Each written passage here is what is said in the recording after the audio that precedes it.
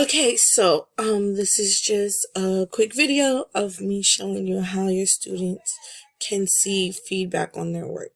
So one way they can see feedback on their work is if you go to the My Work section.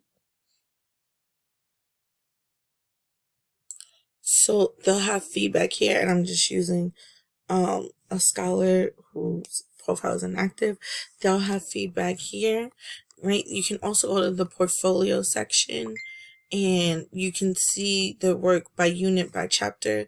So for example, if you went to the first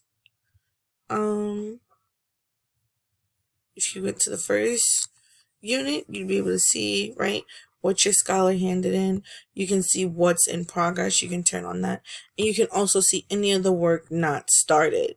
So you can see how much work they've gotten done on a particular lesson, and that would explain the grade. You would have feedback in terms of the grade on the side. Like I said, I'm just using an inactive profile, so there is no feedback here. There will be feedback on your child's page, right? You can also, let me just scroll down. Oh, you can also see student work by give me 2 seconds. I just want to get to the teacher section.